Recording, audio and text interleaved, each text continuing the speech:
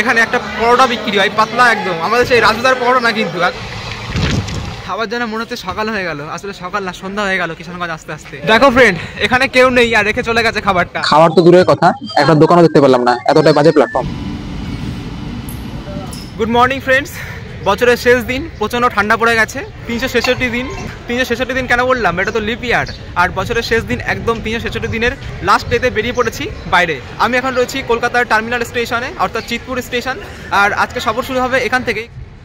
সময় এখন 8টা 22, ট্রেন ছাড়তে প্রায় এখনও 40 মিনিট বাকি রয়েছে। ট্রেন নাম্বার হলো 12363, Kolkata Haldibari directly intercity express, যেটা সপ্তাহে 3 দিনই যায়। স্টেশনের ভিতরে প্রবেশ করার আগে আমি আপনাদেরকে আমাদের ইন্ডিয়ান ফ্ল্যাগ দেখাচ্ছি। আপনারা কি ফ্ল্যাগটি দেখে কিছু বুঝতে পারছেন?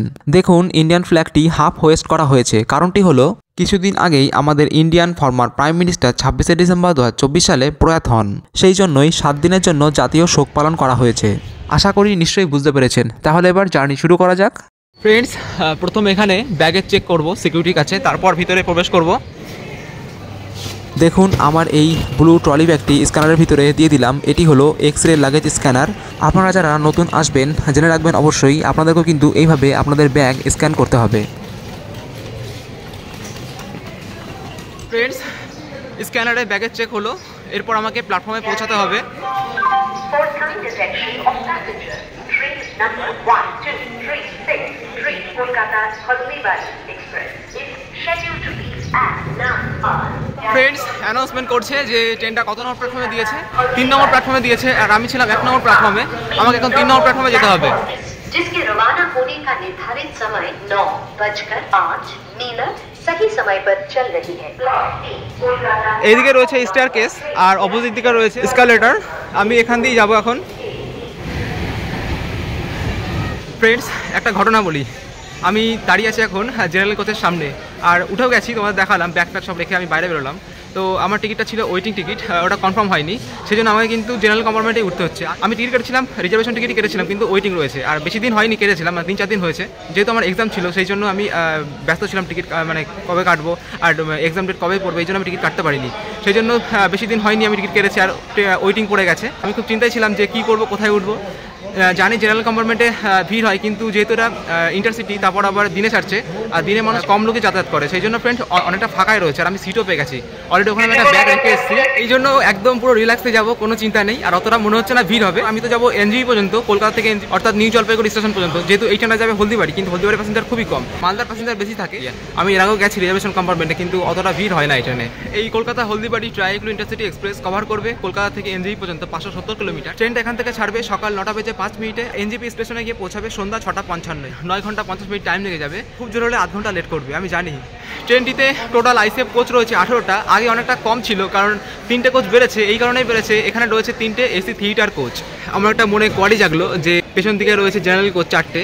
তো জেনারেল কোচের সাথে রিজার্ভেশন কোচের কানেকশন আছে কিনা সেটাই দেখলাম। হ্যাঁ, কানেকশন আছে, গ্যাংওয়ে কানেকশন ভিতর দিয়ে দেওয়া রয়েছে। অনেক সময় করে দেওয়া থাকে না, মানে জেনারেল কোচটা আলাদা ডিফাইন করা থাকে। টাইম এখন সকাল 9:04। ট্রেন ছাড়তে মাত্র বাকি আর 1 মিনিট, অর্থাৎ ট্রেনটি ছাড়বে এখান থেকে 9:05-এ।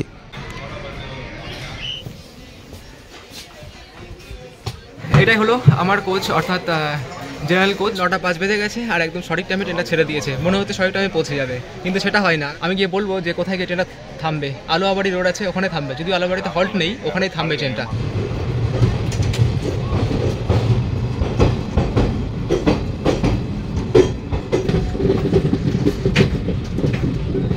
ফ্রেন্ডস, উপর দিক দিয়ে পাস হচ্ছে শিয়ালদাগামী লোকাল ট্রেন, আর নিচের দিক দিয়ে পাস হচ্ছে আমাদের New Jalpaiguri Haldibari directly intercity express. আর তোমরা যদি কখনো এই কলকাতা থেকে ট্রেন ধরো, তাহলে এই সিনটা দেখতে পারবে। কত ধারে ধারে দেখতে পাচ্ছ এই যে বাড়িগুলো রয়েছে।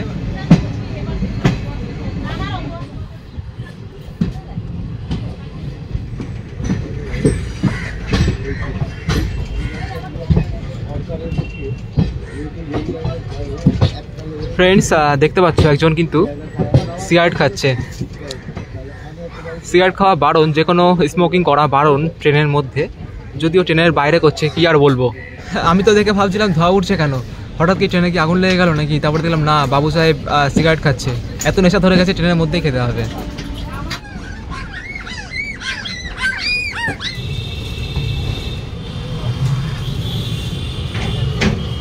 ট্রেনটি ধীরে ধীরে লাইন চেঞ্জ করছে। এরপর ট্রেনটি পৌঁছাবে বর্ধমান জংশন রেলওয়ে স্টেশন। প্রায় সময় লেগে যাবে 1.5 ঘন্টার কাছাকাছি। 98 কিলোমিটার ডিস্টেন্স। কলকাতা থেকে বর্ধমানের মধ্যে টোটাল ইন্টারমিডিয়েট স্টেশন রয়েছে 36টা, তার মধ্যে মাত্র 2টো কভার করলাম। একটা হলো পাতিপুকুর আর একটা এখন ঢুকছে দমদম।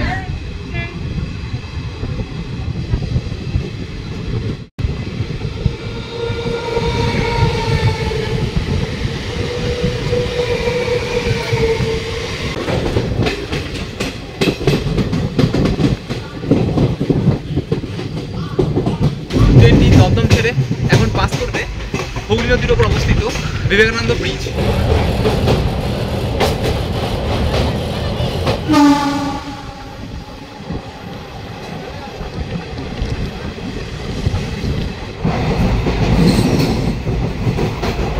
যেহেতু ফ্রেন্ডস অনেক সকাল সকাল বাড়ির থেকে বেরিয়েছিলাম ট্রেন ধরবো বলে, সেই জন্য সকালের ব্রেকফাস্ট করা হয়নি। তাই ট্রেনের ভিতরে কি পাওয়া যাবে না পাওয়া যাবে সেই আশা না করে আমি বাইরের থেকে কিনে নিয়ে গেছিলাম কেক।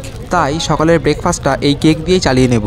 আর ট্রেনের ভিতরের খাবার কতটা হাইজিনিস থাকে আপনারা বুঝতেই পারছেন নিশ্চয়ই। ট্রেনটি বর্ধমান পৌঁছানোর আগেই আমি কেক দিয়ে ব্রেকফাস্ট করে নেব। ততক্ষণে আপনারাও কিছু খেয়ে নিন, আমার কাছে থাকলে নিশ্চয়ই দিতাম। বর্ধমান থেকে প্রায় 30 কিলোমিটার দূরে দাঁড়িয়ে রয়েছি। লাইনে কাজ চলছে, দেখতে পাচ্ছ সাইডে নতুন লাইন পাতা হচ্ছে। এই জন্য মনে হয় ট্রেনটা লেট করেই দেবে হয়তো। প্রায় এখন বেজে গেছে 10টা 20, কিন্তু ট্রেনটার ফ্রেন্ড বর্ধমানের টাইম আছে 10:30।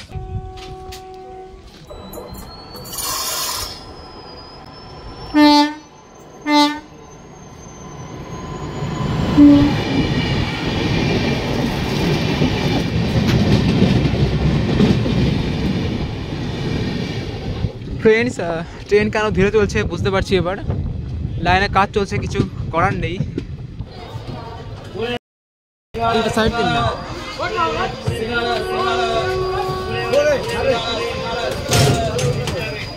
বর্ধমান প্রবেশ করলাম 8 ঘন্টা পর, আর বুঝতে পারছো কি পরিমাণে ভিড় হয়ে গেছে এখানে।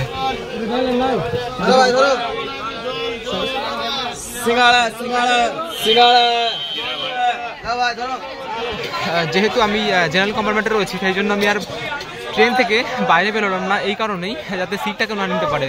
ওই জন্য ভাবলাম যে বাইরে বেরোবো, কিন্তু প্রচণ্ড ভিড় হয়ে গেছে। এর আগেও আমি ট্রেনে গেছি, কিন্তু তখন তো রিজার্ভেশন করে গেছিলাম, সেই জন্য আমি নামতে পেরেছিলাম এবং দেখাতে পেরেছিলাম। কিন্তু আমি বিশ্বাস করতে পারছি না যে নেমে আমি আবার উঠে সিট পাবো কিনা। বর্ধমান থেকে ট্রেনটির টাইম ছিল 10:36, কিন্তু ট্রেনটি যেহেতু এখানে লেট করে পৌঁছেছে, সেই জন্য এখান থেকে কিন্তু ট্রেনটা ছাড়লো 11:05, অর্থাৎ এখানে ট্রেনটা এসে পৌঁছেছে প্রায় 11টা নাগাদ। ট্রেনটিতে কিন্তু ফ্রেন্ড ভিড় হয়ে গেছে, যেহেতু এটা জেনারেল কম্পার্টমেন্ট, সবাই উঠতে পারে। বিশেষত ভিড় হওয়ার একটাই কারণ, এখন যে নিয়মটা করেছে, যাদের ওয়েটিং টিকিট থাকবে তারা কিন্তু রিজার্ভেশন কোচে উঠতে পারবে না, তাদের কিন্তু ওই জেনারেল কোচেই উঠতে হবে। সেই জন্য কিন্তু তারাও উঠে গেছে। যেমন আমি উঠেছি, আমার রিজার্ভেশন থাকা সত্ত্বেও কিন্তু আমি জেনারেল কম্পার্টমেন্টেই উঠেছি। যদি ফাইন করে দেয় তাহলে কিন্তু হয়ে গেল, আর ফাইন প্লাস ওখান থেকে ট্রেন থেকে নামিয়েও দেয়, এটাই রুলস আছে। আর দরকার কি আছে, এখানে যেহেতু জায়গা রয়েছে, তার জন্য এখানেই আমি উঠেছি। যতটা ভেবেছিলাম ভিড় হবে, ততটা ভিড় হয়নি, তোমরা দেখতে পাচ্ছ নিশ্চয়ই। ট্রেনটি এবার বর্ধমান ছেড়ে পৌঁছে যাবে বীরভূম ডিস্ট্রিক্টের বোলপুর শান্তিনিকেতন স্টেশনে।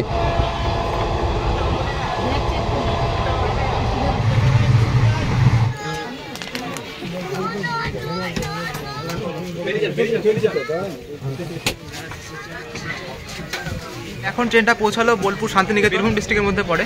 যেহেতু জেনারেল কম্পার্টমেন্ট, আগে বললাম ভিড় হবে, কিছুটা ভিড় হচ্ছে। আবার এখান থেকে কিছু প্যাসেঞ্জার নামছে, সেই জায়গাগুলো আবার মানে অন্যান্য প্যাসেঞ্জার উঠছে, দেখতে পাচ্ছ। আর আমি কিন্তু নামতে পারছি না, অপোজিট দিকে উঠছে, আর আমি মানে নামতে গেলে আমি কিন্তু ট্রেন ছেড়ে দেবে, যেহেতু 2 মিনিটের হল্ট রয়েছে, এই জন্য।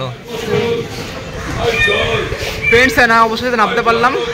অপেক্ষা করছিলাম যে কতজন আর কি ওঠে, আগে উঠতে দিয়েছি, তারপরে আমি নামলাম। বোলপুর শান্তিনিকেতন বীরভূম ডিস্ট্রিক্টের অন্যতম বা পশ্চিমবঙ্গের বলতে পারলে ভারতবর্ষের বিখ্যাত একটা জায়গা। এছাড়াও এটা কিন্তু ওয়ার্ল্ড হেরিটেজ সাইট, 2023 সালে কিন্তু ওয়ার্ল্ড হেরিটেজ সাইটের একটা লিস্ট মর্যাদা পেয়েছে। আর এটা প্রতিষ্ঠিত করেছিলেন এই শহরটা রবীন্দ্রনাথ ঠাকুরের বাবা মহর্ষি দেবেন্দ্রনাথ ঠাকুর, এবং রবীন্দ্রনাথ ঠাকুর প্রতিষ্ঠিত করেছে বিশ্বভারতী ইউনিভার্সিটি, বিশ্ববিখ্যাত।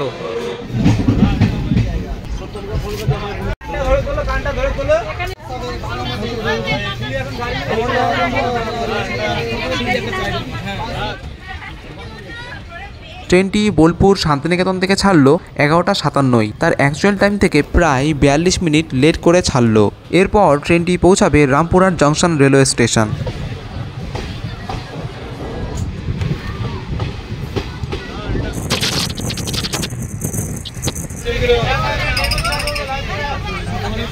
পৌঁছে গেলাম রামপুরহাট জংশন রেলওয়ে স্টেশন। এখানে যেমন প্যাসেঞ্জার নামছে তেমন কিন্তু আবার উঠছেও, কারণ এখানে রয়েছে তারাপীঠ টেম্পল। এর আগের প্ল্যাটফর্ম রয়েছে তারাপীঠ স্টেশন, রোড স্টেশন, তো ওখানে তো ফ্রেন্ড এই ট্রেনটা দাঁড়ায় না, সেই জন্য এখানে ম্যাক্সিমাম প্যাসেঞ্জার নেমে আবার তারাপীঠ মন্দিরের দিকে উদ্দেশ্যে রওনা হয়। এখানে ফ্রেন্ড 35 মিনিট লেট করেছি, 12টা 15 টাইম ছিল, কিন্তু এখানে ট্রেনটা এসে পৌঁছালো 12টা 55। রামপুরহাটে এমনিতে দেরি করেছে, আরও ট্রেনটা দেরি করছে, মাত্র 2 মিনিটের হল্ট, এখানে 5 মিনিটের হল্ট হয়ে গেল।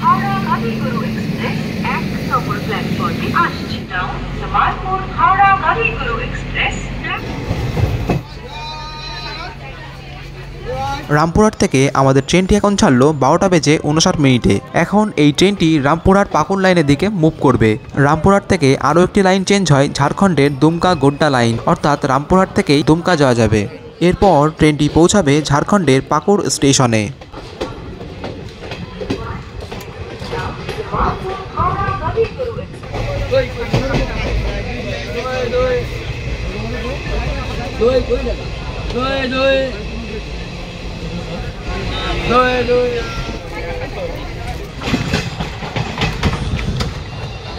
রামপুরহাট থেকে প্রায় 53 কিলোমিটার কভার করার পর 50 মিনিটে পৌঁছে গেছে। এই পাকুড় স্টেশন অবস্থিত ঝাড়খণ্ডের পাকুড় ডিস্ট্রিক্টে। দক্ষিণবঙ্গ থেকে উত্তরবঙ্গগামী প্রায় সমস্ত ট্রেনই এই পাকুড় স্টেশনের উপর দিয়ে যায়। পাকুড় স্টেশন থেকে আমাদের ট্রেনটি ছাড়লো দুপুর 1:47। এরপর ট্রেনটির পরের হল স্টেশন হলো মালদা টাউন স্টেশন।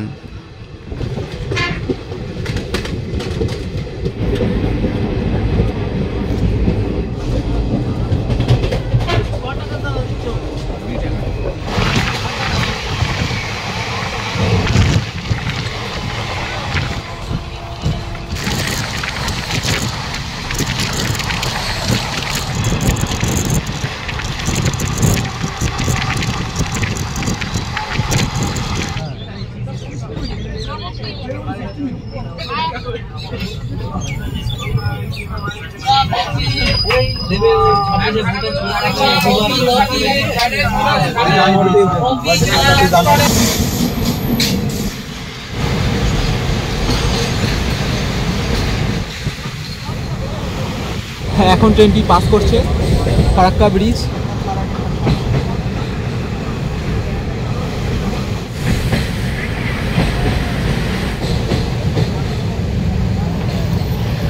এই ফারাক্কা ব্রিজ হলো ওয়েস্ট বেঙ্গলের দ্বিতীয় দীর্ঘতম রোড কাম রেল ব্রিজ।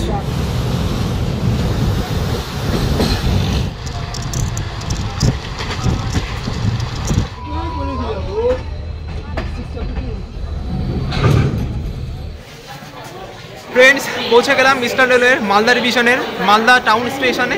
আর আমরা যখন পাকুড় ছিলাম ওটা কিন্তু ইস্টার্ন রেলের হাওড়া ডিভিশন পর্যন্ত ছিল। সে আগেই বলেছিলাম যে মালদাতে লাঞ্চ করতে হবে, আর দেখতেও পাচ্ছি না কিছু পাওয়া যাচ্ছে না তেমন কিছু। আসলে আমরা অনেকটা পিছনের দিকে আছি, তো এই জন্য ফ্রেন্ড এদিকে অতটা মানে স্টোর নেই, সব মাঝখানের দিকে বেশি স্টোরগুলো থাকে আর কি। মালদাতে আসলে আপনারা একটা জিনিস দেখতে পারবেন, এখানে একটা পরোটা বিক্রি হয় পাতলা একদম, আমাদের সেই রাজুদার পরোটা না, কিন্তু রাজুদার থেকেও আরও পাতলা পরোটা। আমি দেখাবো একটু পরোটা কেমন।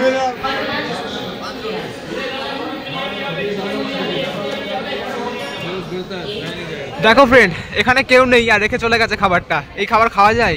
আপনারা যারা এই ট্রেনে যাবেন, এই ট্রেনে কিন্তু অনবোর্ড ক্যাটারিং এবং ই ক্যাটারিং সার্ভিসও রয়েছে। আপনারা এখান থেকে অর্ডার দিতে পারেন, মানে পাকুড় থেকে অর্ডার দিলেন, সেটা মালদা থেকে ওটা আপনারা রিসিভ করে নেবেন। মালদাতে আমি ভেবেছিলাম অনেক দেরি করে দেবে, পাকুড় পর্যন্ত কিন্তু অনেক লেট ছিল, আধ ঘন্টা লেট ছিল। আর পাকুড় থেকে এখানে টাইম দেওয়া ছিল 3:05, কিন্তু পাকুড়ে এই ট্রেন ছেড়েছে 1-2টার সময়, কিন্তু তারপর মাত্র 1 ঘন্টার মধ্যে কিন্তু ট্রেনটা খুব সুন্দর কভার করে দিয়েছে। আর এখন এখানে 10 মিনিটের হল্ট আছে, তারপরে ট্রেনটা ছাড়বে। ট্রেনটি মাত্র এখানে 5 মিনিটের হল্ট হলো, 10 মিনিটের হল্ট ছিল, কারণ একটু লেটে পৌঁছেছে, এই জন্য ট্রেন বেশিক্ষণ কিন্তু এখানে হল্ট দেয়নি। আমি ভেবেছিলাম মানে 10 মিনিট হল্ট আছে, 10 মিনিটে হয়তো হল্ট দেবে। আর তাছাড়া প্যাসেঞ্জার তেমন ওঠার কেউ নেই, এই জন্য হয়তো আর বেশিক্ষণ দাঁড়ানো না ট্রেনটা। নিউ জলপাইগুড়ি হলদিবাড়ি জবরগাড়ি 5 নম্বর প্ল্যাটফর্মে এসেছে।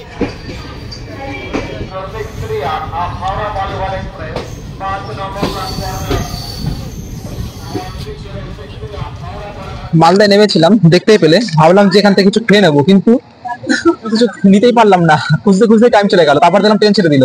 আর ওখানকার যে পরোটার যে অবস্থা, রাজুদার থেকেও খারাপ। রাজুদা তো আমাদের শিয়ালদা স্টেশনে বিক্রি করে, এটাও স্টেশনে বিক্রি হচ্ছে, কিন্তু দেখালাম তোমাদের কেমন পরিস্থিতি। যারা খাচ্ছে ভালো লাগছে, কিন্তু আমার ইচ্ছা করে না যে খেতে। আর আমি আগে থেকে কিনে রাখি, যখন কোথাও যাই, এই যে এটা ঝালমুড়ি আর একটা বিস্কুট কিনেছিলাম, তো এটাও এখন খেয়ে নেবো। ততক্ষণ হরিশ্চন্দ্রপুর আসুক, তারপর দেখা যাক কিছু পাওয়া যায় কিনা। যেহেতু এই ট্রেনে কোনো ডাস্টবিন নেই, সেই জন্য আমি এটা বাইরে ফেলবো, কিছু করার নেই। ট্রেনের ভিতরে ফেললেও নোংরা হবে, বাইরে ফেললেও নোংরা হবে, বাইরে ফেলে দিই। আর স্টেশন থেকে অনেকটা দূরে আছে ট্রেন এখন।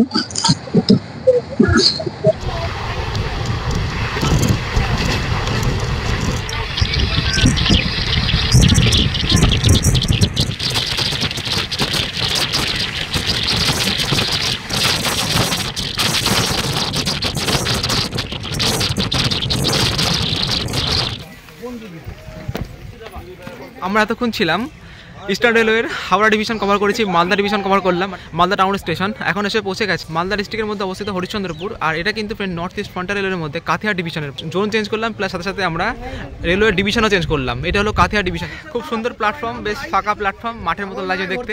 আমি বলছিলাম যে এই ট্রেনটা ততটা ভিড় হবে না, সত্যি ভিড় হলো না।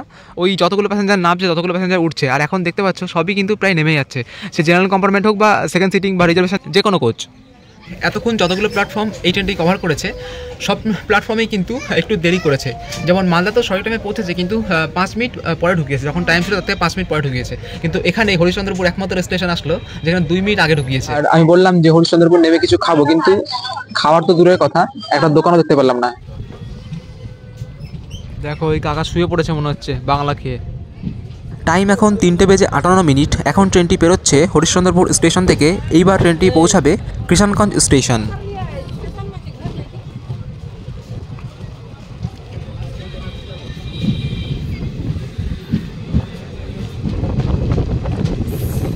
যখন আমি কলকাতা স্টেশন থেকে ট্রেনে উঠেছিলাম তখন আমি ভালো সিটি পেয়ে গেছিলাম, কিন্তু বর্ধমান আসার পর কিছু প্যাসেঞ্জার ওঠে। আমার পাশে থাকা মিডিল সিটে একটি প্যাসেঞ্জার এসে বসে, যার ফলে আমি আর বুঝতেই পারছিলাম না যে লোকটা এতটাই মোটা এই জন্য।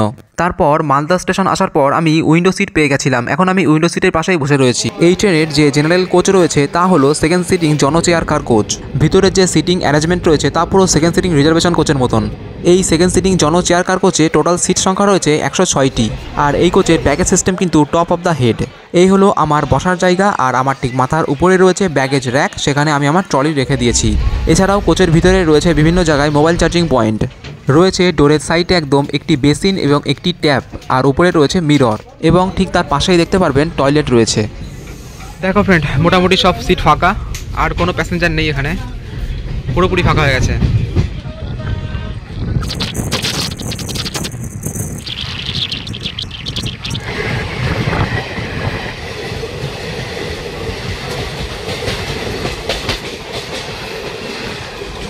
আবার যেন মনে হচ্ছে সকাল হয়ে গেল, আসলে সকাল না, সন্ধ্যা হয়ে গেল কিষানগঞ্জ আস্তে আস্তে। ট্রেনটা এখানে 10 মিনিট আগে ঢুকিয়ে দিয়েছে। এখানে টাইম ছিল 5:15, কিন্তু এখানে 5:05 ট্রেনটা প্রবেশ করেছে। প্রচণ্ড ঠান্ডা কিষানগঞ্জে। ট্রেনটি কিন্তু পশ্চিমবঙ্গের দুটো পার্শ্ববর্তী প্রতিবেশী রাজ্য কভার করলো, একটা ঝাড়খণ্ডের পাকুড় আর একটা হলো বিহারের কিষানগঞ্জ। আর এই কিষানগঞ্জ অবস্থিত কিন্তু বিহারের কিষানগঞ্জ ডিস্ট্রিক্টে। সাউথ বেঙ্গল থেকে নর্থ বেঙ্গলের উদ্দেশ্যে যে সমস্ত ট্রেন যাতায়াত করে, বা নর্থ বেঙ্গল থেকে সাউথ বেঙ্গলের উদ্দেশ্যে যে সমস্ত ট্রেন যাতায়াত করে, প্রায় ম্যাক্সিমাম ট্রেন কিন্তু এই স্টেশনে হল্ট রয়েছে।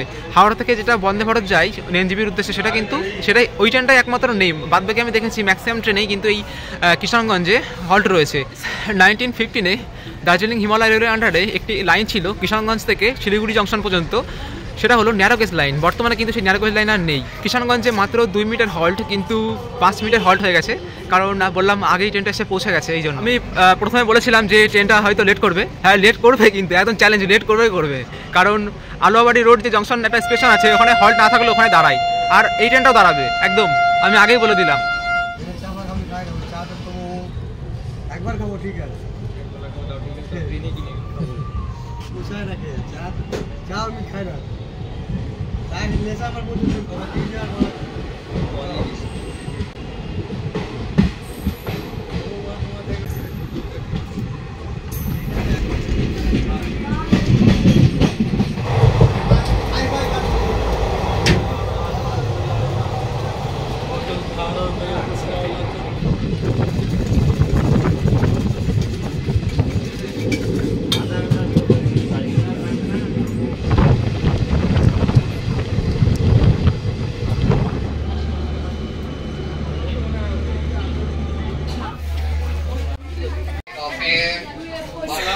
ট্রেনটি আমি যা ভেবেছিলাম অনেকটা আগে ট্রেনটা এখানে পৌঁছে দিয়েছে এনজেপি স্টেশনে, আর আমি নেমে যাচ্ছি। দেখতে পাচ্ছি ট্রেন পুরোপুরি ফাঁকা। এরপর ট্রেনটি পৌঁছে যাবে জলপাইগুড়ি, পৌঁছাবে হলদিবাড়ির উদ্দেশ্যে। ফ্রেন্ডস, নেমে গেলাম ট্রেন থেকে, আর আমার জার্নি ছিল 9 ঘন্টা 50 মিনিট। আমি ভেবেছিলাম হয়তো ধরে গেছিলাম 10 ঘন্টার কাছাকাছি বা 10 ঘন্টা 30 মিনিট এরকম সময় লাগবে, কিন্তু আধ ঘন্টা আগে ফ্রেন্ড ট্রেনটা পৌঁছে দিয়েছে, প্রায় টাইম লেগে গেছে ওখান থেকে আসতে 9 ঘন্টা 30 মিনিট। আমি এখান থেকে এখন বেরিয়ে যাবো বাইরের উদ্দেশ্যে। এই ট্রেনটা এবার এখান থেকে চলে যাবে জলপাইগুড়ি, অর্থাৎ এটা নিউ জলপাইগুড়ি, তারপরে জলপাইগুড়ি, তারপর হলদিবাড়ি, আর ওটাই হলো শেষ স্টেশন এই ট্রেনের। হলদিবাড়ি হলো ওয়েস্ট বেঙ্গলের কোচবিহার ডিস্ট্রিক্টের মধ্যে পড়ে, আর আমরা এখন রয়েছি জলপাইগুড়ি ডিস্ট্রিক্টের নিউ জলপাইগুড়ি স্টেশন। ফ্রেন্ডস, আমি এই ট্রেনে এর আগে রিজার্ভেশন করতে এসেছি, যতবার এসেছি এই ট্রেনে রিজার্ভেশন করে এসেছিলাম, কিন্তু এই ফার্স্ট টাইম, যেহেতু এটা এখন উইন্টার টাইম চলছে আর অনেক প্যাসেঞ্জার এদিকে আসে ঘুরতে, পাহাড়ের উদ্দেশ্যে যাই ঘুরতে দার্জিলিং, তোমরা জানো নিশ্চয়ই যারা এসছো। আর আমি ফার্স্ট টাইম জেনারেল কম্পার্টমেন্টে আসলাম। তোমরা আসলেও আসতে পারো, কোনো চিন্তার কোনো কারণ নেই, কারণ অতটা বেশি ভিড় হয় না, কারণ এটা দিনের ট্রেন, তো এই জন্য। তাহলে আজকের মতন বাই, অনেক ট্রাভেল করে ফেলেছি, আমি আমার গন্তব্যস্থলে পৌঁছে যাবো। আর তোমরাও এবার শুয়ে পড়ো, অনেক রাত হয়ে গেছে। রাত হয়নি, আর এটা আজকে হলো বছরের একদম শেষ দিন, আমি শেষ দিনই ভিডিও করছি, কবে ছাড়বো জানি না। আমি এমন জায়গাতে বেরিয়েছি ফ্রেন্ড, দেখতে পাচ্ছ এখানে কোনো কিছু নেই, এটা আগে পার্কিং ছিল, এখন এখানে কি বিল্ডিং হচ্ছে জানি না, যেহেতু অনেক বছর পরে আসলাম এই জন্য। তো ওকে ফ্রেন্ডস, বাই আজকের মতন।